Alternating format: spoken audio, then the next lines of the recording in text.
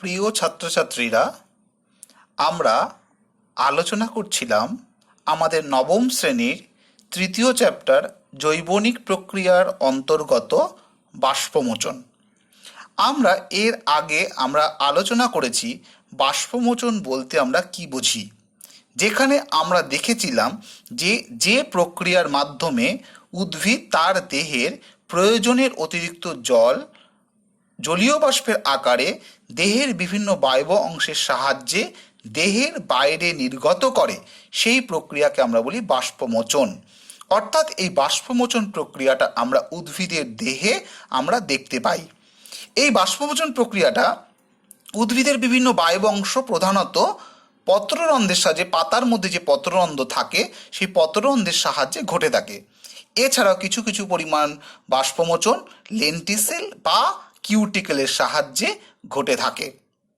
আজকে আমরা আলোচনা করব এই বাষ্পমোচনের নিয়ন্ত্রণকারী বিভিন্ন শর্তগুলি কি কি, অর্থাৎ কখন কীরকম পরিবেশের কন্ডিশন হলে, পরিবেশের শর্ত কীরকম হলে বাষ্পমোচনের হার বাড়বে বা পরিবেশের শর্ত কীরকম হলে বাষ্পমোচনের হার কমবে। এগুলো হচ্ছে বাষ্পমোচন নিয়ন্ত্রণকারী বিভিন্ন শর্তাবলী, বিভিন্ন শর্ত কখন বাষ্পমোচনের হার কীরকম হবে। প্রথম আমরা আলোচনা করব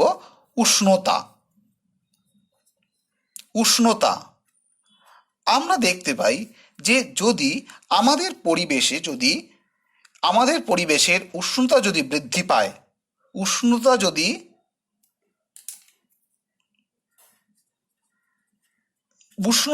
বাড়ে, উষ্ণতা বাড়লে কি হবে, যখনই গরমকালে, মনে করো গরমকালে, তখন কি একটি স্যাঁতস্যাঁতে ওয়েদার কি থাকে, স্যাঁতস্যাঁতে মতো থাকে না, গরমকালে পরিবেশ থাকে শুষ্ক, ড্রাই, ঠিক আছে। তাহলে গরমকালে যেহেতু সূর্যের তাপ অনেক বেশি, উষ্ণতা অনেক বেশি, তাপমাত্রা অনেক বেশি, এই কারণে বাতাসে জলীয় বাষ্প অর্থাৎ বাতাসে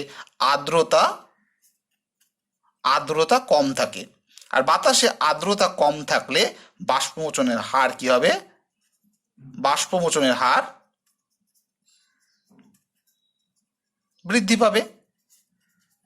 ঠিক উল্টো দিকে উষ্ণতা যদি কমে তাহলে কি হবে, বাষ্পমোচনের হার কি হবে, উষ্ণতা কমলে বাষ্পমোচনের হার কি হবে, কমে যাবে। অর্থাৎ আমরা দেখতে পাই গ্রীষ্মকালে দেখতে পাই আমরা যখন খুব গরম, সূর্যের তাপ খুব বেশি, তখন কি হয়, বাষ্পমোচন বেশি হয়। বুঝতে পারলে? তাহলে গ্রীষ্মকালে কি হবে, তখন বাতাসে আর্দ্রতা কম থাকবে, উষ্ণতা অনেক বেশি থাকবে, বাতাসে জলীয় বাষ্পের পরিমাণ কম থাকবে। এই কারণে গ্রীষ্মকালে আমরা দেখতে পাই যে বাষ্পমোচন অনেক বেশি পরিমাণে হয়। 2 নম্বর শর্ত হচ্ছে বায়ুর আর্দ্রতা।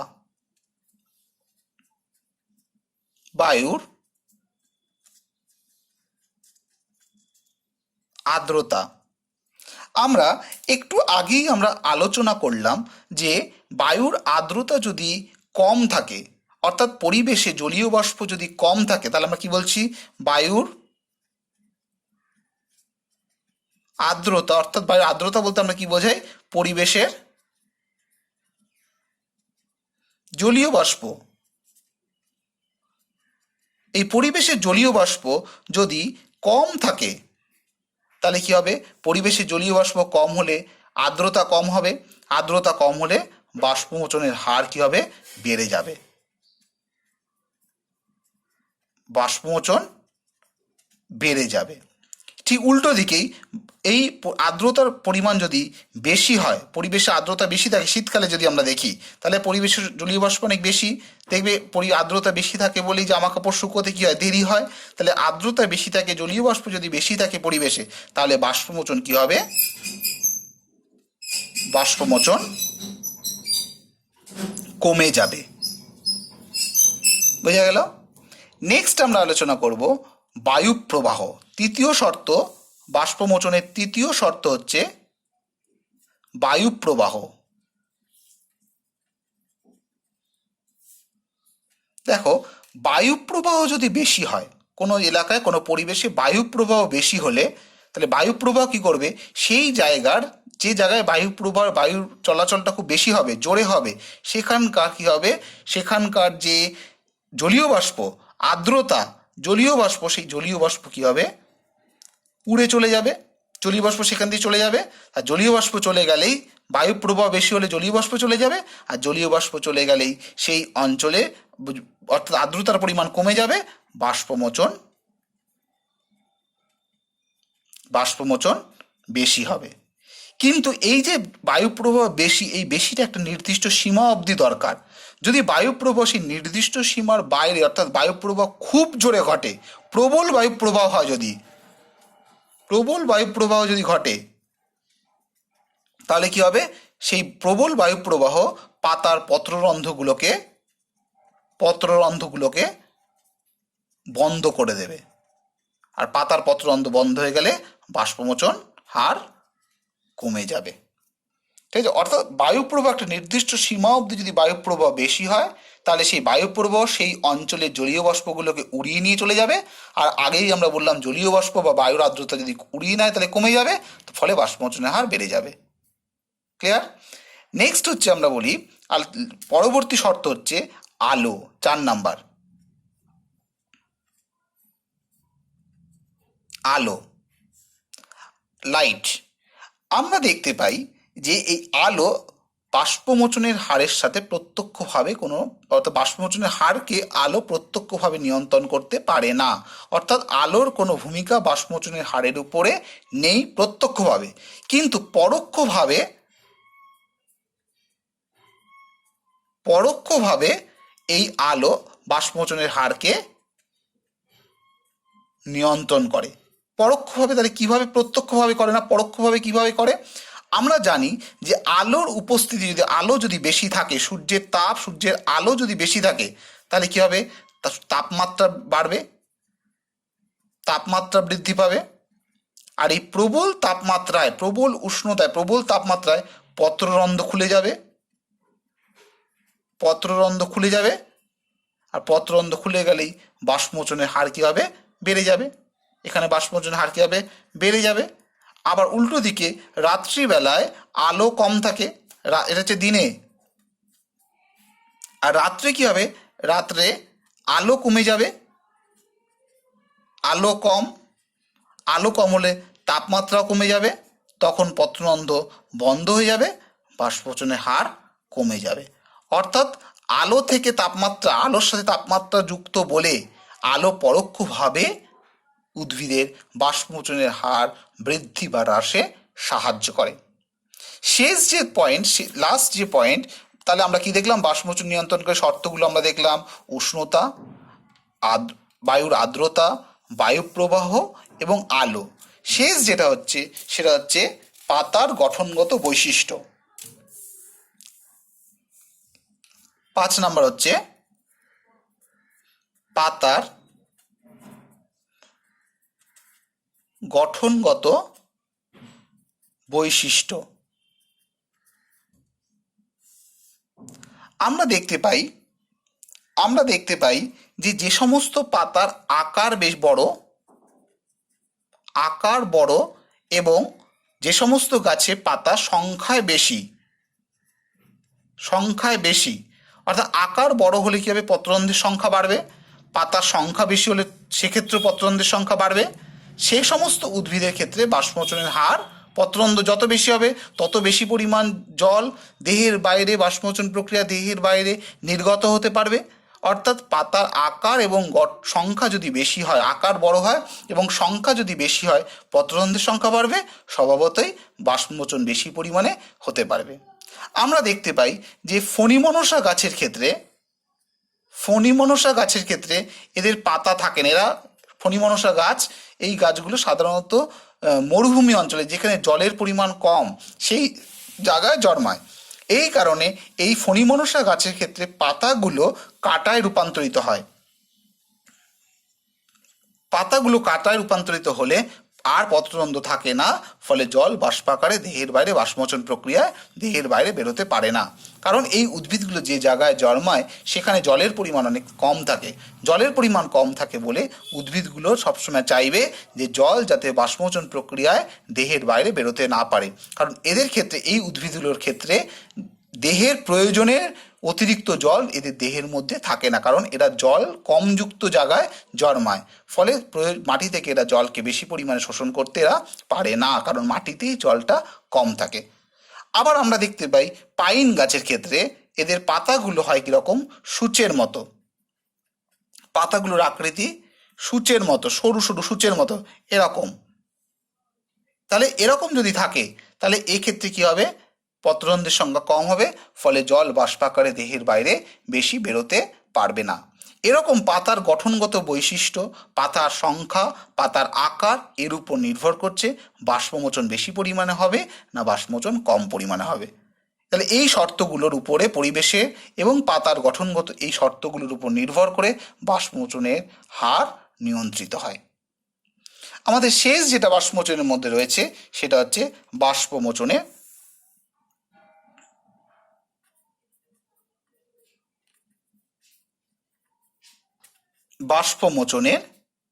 তাৎপর্য।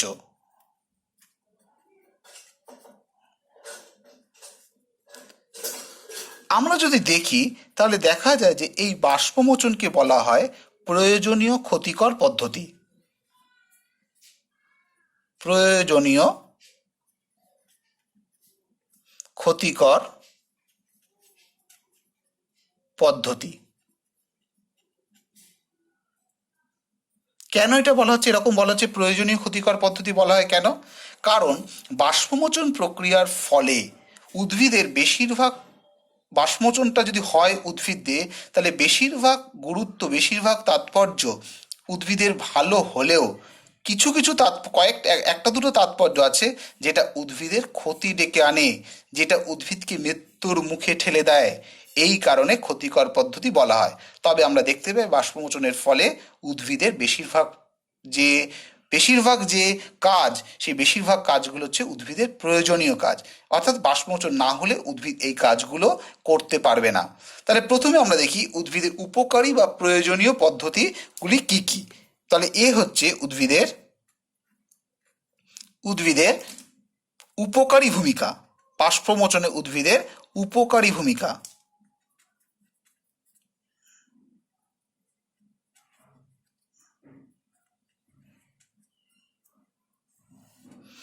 আচ্ছা, এর মধ্যে আমরা প্রথম আলোচনা করি, 1 নম্বর হচ্ছে জল শোষণ।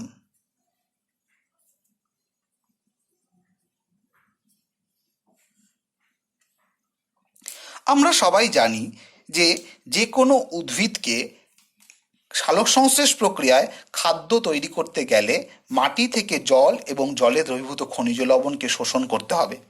তাহলে উদ্ভিদ যদি মাটি থেকে জল এবং জলে দ্রবীভূত খনিজ লবণ শোষণ করতে না পারে, অর্থাৎ জলটাকে শোষণ করতে না পারে, তাহলে কোনো উদ্ভিদ পাতায় খাদ্য তৈরি করতে পারবে না। এই জল এবং জলে দ্রবীভূত খনিজ লবণকে শোষণ করে কে? উদ্ভিদের মূল। মাটিতে যে জল রয়েছে সেই জলকে শোষণ করে উদ্ভিদের মূল। তাহলে উদ্ভিদের মূল এই জল এবং জলে দ্রবীভূত খনিজ লবণকে শোষণ করতে গেলে একটা চাপ উদ্ভিদের বাষ্পমোচনের ফলে কোষের মধ্যে তৈরি হয়। তাহলে বাষ্পমোচনের ফলে উদ্ভিদের কোষের মধ্যে তৈরি হয় ব্যাপন চাপ ঘাটতি। একটা ব্যাপন চাপ উদ্ভিদের কোষের মধ্যে বাষ্পমোচনের ফলে একটা ব্যাপন চাপ ঘাটতি তৈরি হয়, যার বশবর্তী হয়ে উদ্ভিদ মূলরোমের সাহায্যে মাটি থেকে জল এবং জলে দ্রবীভূত খনিজ লবণ শোষণ করে। তাহলে বাষ্পমোচন হয় বলেই উদ্ভিদের কোষের মধ্যে ব্যাপন চাপ ঘাটতি ঘটে, এবং ব্যাপন চাপ ঘাটতি ঘটে বলেই উদ্ভিদ জল শোষণ করতে পারে, মাটি থেকে জল শোষণ করতে পারে। ঠিক আছে। 2 নম্বর যদি আমরা আলোচনা করি, রসের উৎস্রোত।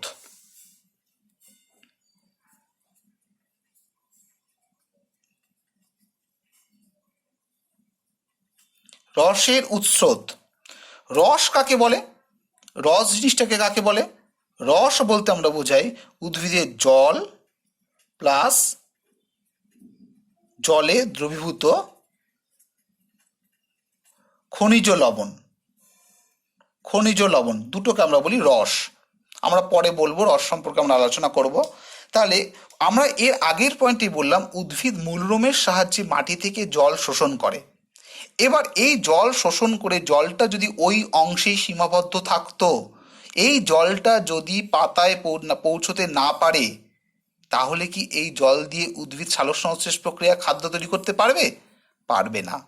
তাহলে এই জলটা যেটা মূলরুমের সাহায্যে মাটি থেকে শোষণ করলো, এটা ওই কাণ্ডের মধ্যে রয়েছে জাইলেম, সংবহন কলা রয়েছে জাইলেম। যে তোমরা এর আগে পড়েছো সংবহন কলা দু রকমের, একটা জাইলেম এবং একটা ফ্লোয়েম। এই জাইলেম কি হয়, নলের মতো উদ্ভিদের কাণ্ডে বরাবর রয়েছে। তাহলে এই জল এবং জলে দ্রবীভূত খনিজ লবণ অর্থাৎ রস যে প্রক্রিয়ার মাধ্যমে উদ্ভিদের পাতায় পৌঁছায়, সেই প্রক্রিয়াকে বলা হয় রসের উৎস্রোত। এই রসের উৎস্রোত ঘটে বলেই উদ্ভিদের জল এবং জলে দ্রবীভূত খনিজ লবণ মূল থেকে পাতায় পৌঁছায়। তাহলে এর আগে জল শোষণে আমরা কি বললাম, মাটি থেকে মূলে গেল। এবার রসের উৎস্রোতের মাধ্যমে কি হচ্ছে, মূল থেকে পাতায় পৌঁছবে, এবং এই রসের উৎস্রোত হওয়ার জন্য উদ্ভিদের পাতার মধ্যে তৈরি হয় একটা বাষ্পমোচন টান।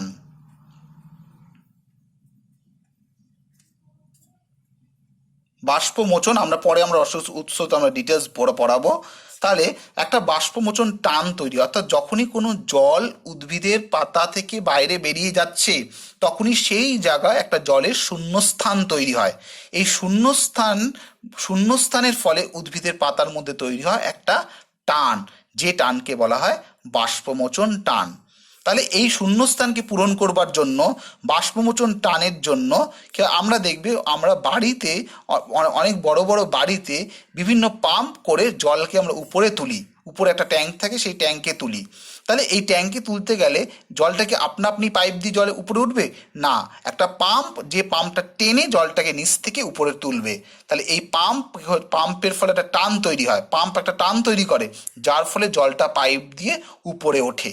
ঠিক একই রকমভাবে যখনই গাছের পাতা থেকে জল বাষ্পমোচন প্রক্রিয়ায় দেহের বাইরে বেরিয়ে যাচ্ছে, তখনই এখানে তৈরি হয় একটা বাষ্পমোচন টান। এই বাষ্পমোচন টানের বশবর্তী হয়ে উদ্ভিদ জল এবং জলে দ্রবীভূত খনিজ লবণ জাইলেম বাহিকার মাধ্যমে পাতায় পৌঁছতে পারে। তাহলে এই বাষ্পমোচন যদি না থাকে, তাহলে কিন্তু জল পাতায় পৌঁছবে না, গাছ সালোক সংশ্লেষ প্রক্রিয়ায় খাদ্য তৈরি করতে পারবে না। 3 নম্বর আমরা আসি। 3 হচ্ছে পত্রতলের উষ্ণতা হ্রাস।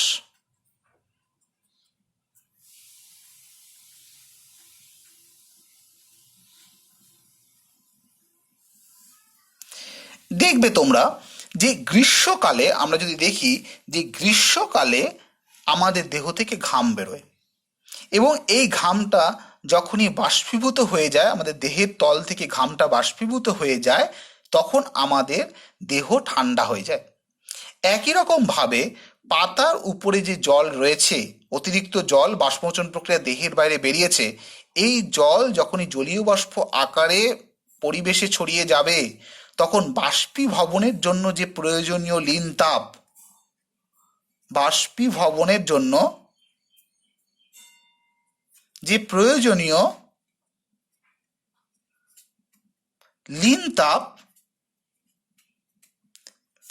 যে লিন তাপ, এই লিন তাপ গাছ তার দেহের পত্রতল থেকে নেবে। এর ফলে গাছের পাতার উষ্ণতা, এর কারণে গাছের যে পাতার উষ্ণতা হ্রাস পাবে, ফলে গাছ ঠান্ডা থাকবে, গাছের দেহ ঠান্ডা থাকবে। এই কারণে গ্রীষ্মকালে অধিক উষ্ণতাতেও পাতার কোনো ক্ষতি উদ্ভিদের হয় না, কারণ বাষ্পমোচন ঘটে, এবং বাষ্পমোচন ঘটার জন্য যে জল বেরোচ্ছে সেটা বাষ্পীভবনের জন্য লিন তাপ গাছের পাতা থেকে নিচ্ছে, এবং দেহের পাতাটা ঠান্ডা থাকছে। এর পরের পয়েন্ট হচ্ছে, নেক্সট পয়েন্ট 4 নাম্বার হচ্ছে রসস্ফীতি চাপের ভারসাম্য বজায়। দেখো তোমরা সবাই যে কোনো একটা উদ্ভিদ মাটি থেকে যে জল শোষণ করছে, সেই জল যদি বাষ্পমোচন প্রক্রিয়া অর্থাৎ দেহের প্রয়োজনের অতিরিক্ত জল যদি বাষ্পমোচন প্রক্রিয়ায় দেহের বাইরে বের করতে না পারে, তাহলে উদ্ভিদের পাতার মধ্যে একটা রসস্ফীতির চাপ তৈরি হবে। অর্থাৎ উদ্ভিদের পাতার মধ্যে মানে পাতার যে মেসোফিল কলার যে কোষগুলো, মেসোফিল কলার কোষগুলোর মধ্যে একটা রসস্ফীতি চাপ তৈরি হবে। রসস্ফীতি চাপ, এই রসস্ফীতি চাপ যদি বাড়তে থাকে, গাছ জল সংগ্রহ করছে এবং রসস্ফীতি চাপ বাড়তে থাকছে, এই বাড়তে ধরো মনে করো যে আমরা যদি ক্রমাগত গ্লাসের পর গ্লাস জল খাই, তাহলে আমাদের কী হবে, পেটটা আস্তে আস্তে একসময় এমন একটা উপক্রম হবে যে পেটটা ফেটে যেতে পারে।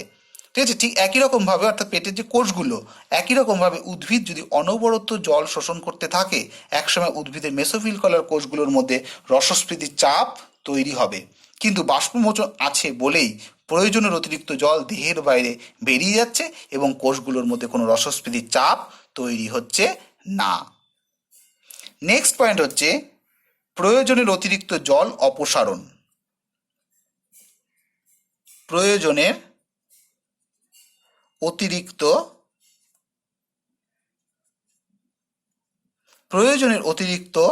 জল অপসারণ। আমরা যদি দেখি যে গাছ মাটি থেকে যে জল শোষণ করে, সেই শোষিত জলের মাত্র 1% জল তার দেহের বিভিন্ন বিপাকীয় কাজে ব্যবহৃত হয়। মাত্র 1%, যে জল শোষণ করে তার মাত্র 1% জল তার দেহ সালোকসংশ্লেষ, শ্বসন, বিভিন্ন যে বিপাকীয় শারীরবৃত্তীয় কাজ তার জন্য তার জন্য কাজে লাগে। তাহলে বাকি যে অতিরিক্ত জল, এই জল যদি বাষ্পমোচন প্রক্রিয়ায় উদ্ভিদের দেহের বাইরে বেরোতে না পারতো, বারবার করে বলছি, তাহলে কি হতো, ওই জল উদ্ভিদের দেহের বিভিন্ন কোষগুলোর মধ্যে রসস্ফীতির চাপ তৈরি করত। তাহলে এই অতিরিক্ত জল কি করতো, উদ্ভিদের বিভিন্ন কোষগুলোর মধ্যে, সে পাতা হোক বা অন্য যে বিভিন্ন কোষগুলোর মধ্যে, উদ্ভিদের কোষ বা কলার মধ্যে রসস্ফীতি চাপ তৈরি করত, যার ফলে উদ্ভিদটা ক্ষতিগ্রস্ত হতে পারত। কিন্তু তা হয় না কেন? কারণ উদ্ভিদ তার দেহের প্রয়োজনীয় অতিরিক্ত জল বাষ্পমোচন প্রক্রিয়ায় দেহের বাইরে বার করে দেয় এবং এর ফলে উদ্ভিদের দেহ স্বাভাবিক থাকে, রসস্ফীতি চাপ বজায় থাকে এবং উদ্ভিদের দেহ স্বাভাবিক থাকে। ঠিক আছে, তাহলে এই যে 5টা আমরা আলোচনা করলাম পয়েন্ট, অর্থাৎ জল শোষণ, রসের উৎস্রোত, পত্রতলের উষ্ণতা হ্রাস, দেহকে ঠান্ডা রাখা যেটা বললাম, রসস্ফীতি চাপের ভারসাম্য বজায় রাখা, জল যাতে দেহের মধ্যে বেশি না হয়, কোষগুলো যাতে কোনো ক্ষতিগ্রস্ত না হয় এবং প্রয়োজন অতিরিক্ত জলকে দেহের বাইরে বের করে দেওয়া, এই যে পয়েন্টগুলো, এগুলো হচ্ছে উদ্ভিদের সব উপকারী ভূমিকা, যেগুলো বাষ্পমোচনের ফলে উদ্ভিদের ভালো হয়। এবার আমরা আসি উদ্ভিদের অপকারী কি বাষ্পমোচনের কি ক্ষতিকর ভূমিকা আছে। আমরা বললাম প্রয়োজনীয় ক্ষতিকর পদ্ধতি, তাহলে কি ক্ষতিকর কি ভূমিকা রয়েছে উদ্ভিদের? বেশিরভাগ ভূমিকাগুলোই হচ্ছে বাষ্পমোচনের উপকারী ভূমিকা উদ্ভিদের। তাহলে উদ্ভিদের ক্ষতিকর কি ভূমিকা আমরা দেখতে পাবো উদ্ভিদের মধ্যে? তাহলে আমরা এখানে উদ্ভিদের ক্ষতিকর ভূমিকা যদি আমরা দেখি, তাহলে দেখা যায় যে এই বাষ্পমোচন প্রক্রিয়া গ্রীষ্মকালে মাটিতে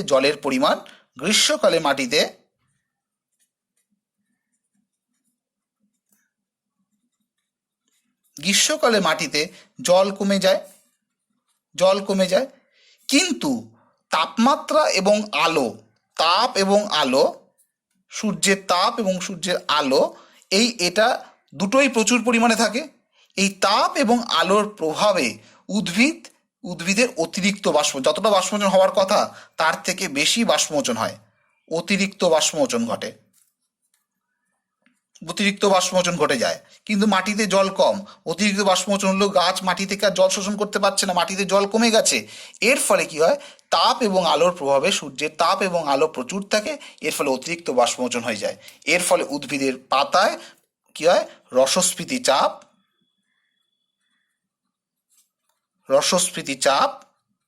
কমে যায়।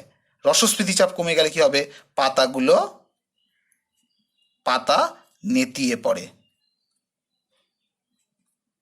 পাতাগুলো নেতিয়ে পড়ে। এই যে পাতা নেতিয়ে পড়া, এই ঘটনাকে বলা হয় উইল্টিং।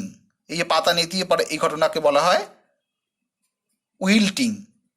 এবং এই ঘটনা যদি ক্রমাগত ঘটতে থাকে তাহলে এক সময় এই উদ্ভিদটার মৃত্যু পর্যন্ত ঘটতে পারে। এটা হচ্ছে বাষ্পমোচনের একটা ক্ষতিকর ভূমিকা। এই কারণে অর্থাৎ আমরা তাহলে কি দেখতে পেলাম? আমরা তাহলে দেখতে পেলাম যে এই বাষ্পমোচন প্রক্রিয়ায় উদ্ভিদের যেমন উপকারী দিক রয়েছে, অর্থাৎ বাষ্পমোচন ছাড়া উদ্ভিদ দেহ চলতে পারবে না, বাষ্পমোচন ছাড়া উদ্ভিদ জল শোষণ করতে পারবে না, সেই জল পাতায় পৌঁছতে পারবে না, গ্রীষ্মকালে উদ্ভিদের পাতাগুলো শুকিয়ে যাবে, কারণ এদের উদ্ভিদের দেহ গরম হয়ে যাবে। এরকম যে বিভিন্ন উপকারে, অর্থাৎ এই কারণে যে লিন তাপ, সেই লিন তাপ কি হচ্ছে গ্রহণ করছে বলে উদ্ভিদের দেহটা ঠান্ডা থাকছে। রসস্ফীতি চাপের একটা ভারসাম্য, ক্রমাগত জল শোষণ করতে করতে একসময় কোষগুলো ফেটে যেতে পারতো, তা ঘটছে না, বাষ্পমোচন আছে বলেই প্রয়োজন অতিরিক্ত জলটা দেহের বাইরে বের করে দিতে পারছে। এই যে বিভিন্ন যে উপকারী ভূমিকা ছাড়াও অতিরিক্ত বাষ্পমোচন যদি ঘটে যায় তাহলে উদ্ভিদের মৃত্যু পর্যন্ত ঘটতে পারে। এরকম উপকারী ভূমিকার সাথে অপকারী ভূমিকা আছে বলেই আমরা বাষ্পমোচনকে বলতে পারি একটা প্রয়োজনীয় আবার ক্ষতিকর পদ্ধতি। বুঝতে পারলে তোমরা সবাই? তাহলে বাষ্পমোচন কি, কেন হচ্ছে, তার তাৎপর্য কি, কখন বাষ্পমোচনের হার বাড়বে, কখন বাষ্পমোচনের হার কমবে, আমরা এখান থেকে, অর্থাৎ বাষ্পমোচন ছাড়া কিন্তু কোনো উদ্ভিদ বেঁচে থাকতে পারবে না।